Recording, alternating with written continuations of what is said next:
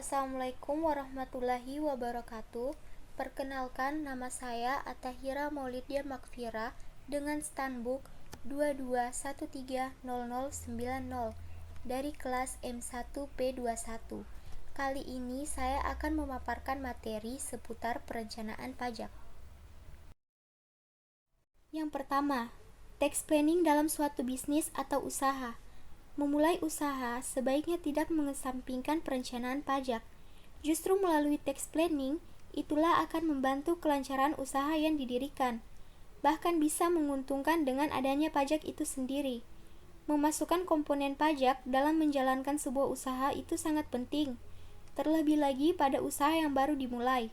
Karena pajak itu sendiri bisa menjadi salah satu hal yang bisa membantu berjalan usaha nantinya.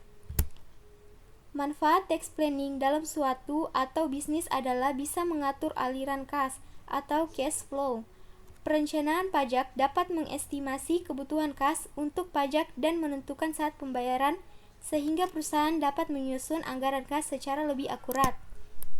Tujuan adanya tax planning dalam suatu usaha atau bisnis bisa mengurangi anggaran pengeluaran perusahaan dalam membayar pajak, sehingga anggaran menjadi efisien, menghitung dan mengupayakan untuk membayar pajak sesuai regulasi, sehingga tidak menimbulkan denda atau sanksi yang pada akhirnya menambah beban pajak.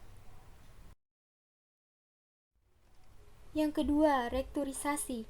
Rekturisasi bisnis adalah upaya reorganisasi lokal atau lintas batas terkait hubungan komersial maupun finansial antara entitas-entitas di dalam grup penguasa yang sama.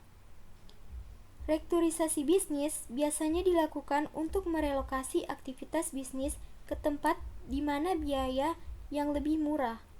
Selain merelokasi aktivitas bisnis, rekturisasi bisnis juga bisa dilakukan dengan cara rekturisasi modal, aset, saham, maupun rekturisasi manajemen.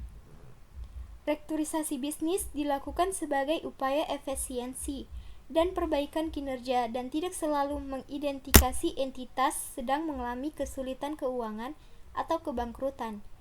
Sebelum melakukan rekturisasi bisnis, biasanya entitas akan melakukan penilaian secara menyeluruh atas kondisi dan kesehatan perusahaan grup usaha yang dituang dalam suatu dokumen yang bisa dikenal sebagai due diligence.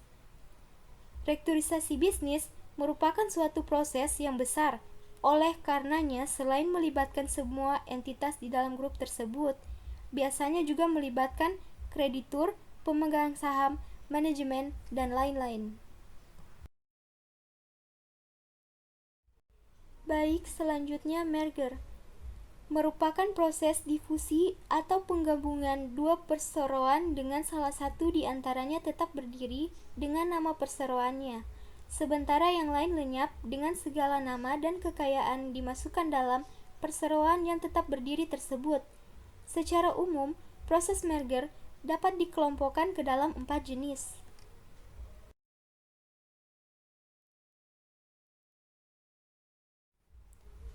Empat jenis merger. Yang pertama, merger horizontal. Proses merger yang menggabungkan dua perusahaan atau lebih di mana jenis usahanya masih sama. Yang kedua, merger vertikal. Proses merger yang melebur beberapa perusahaan yang saling berhubungan, misalnya dalam alur produksi yang berurutan. Yang ketiga, konglomerat. Proses merger yang menggabungkan beberapa perusahaan yang menghasilkan produk yang tidak ada kaitannya satu sama lain. Yang keempat, merger konglomerik. Proses merger yang menggabungkan dua perusahaan atau lebih di mana bentuk usahanya masih berhubungan namun berbeda produk. Terakhir, tax planning berpengaruh terhadap ekuitas perusahaan. Tax planning sangat berpengaruh di perusahaan, karena semakin besar jumlah tax planning pada perusahaan, maka semakin besar pula kenaikan ekuitas suatu perusahaan. Dan sebaliknya, semakin kecil jumlah tax planning pada perusahaan, maka semakin menurun ekuitas suatu perusahaan. Dengan melakukan upaya tax planning, perusahaan dapat memenuhi kewajiban pajaknya secara benar, efisien, dan efektif, sesuai dengan ketentuan perpajakan. Meningkatnya laba bersih yang diakibatkan perusahaan melakukan perencanaan pajak, maka meningkatkan pula ekuitas perusahaan, baik dalam modal saham yang meningkat dan dana cadangan yang tersisa dari kegiatan perusahaan pada tahun akuntansi. Maka meningkat pula perusahaan, baik dalam modal saham yang meningkat dan dana cadangan yang tersisa dari kegiatan perusahaan pada tahun akuntansi. Sekian materi yang dapat saya paparkan, lebih atau kurangnya mohon dimaafkan. Wabillahi taufik walhidayah. Wassalamualaikum warahmatullahi wabarakatuh. Terima kasih.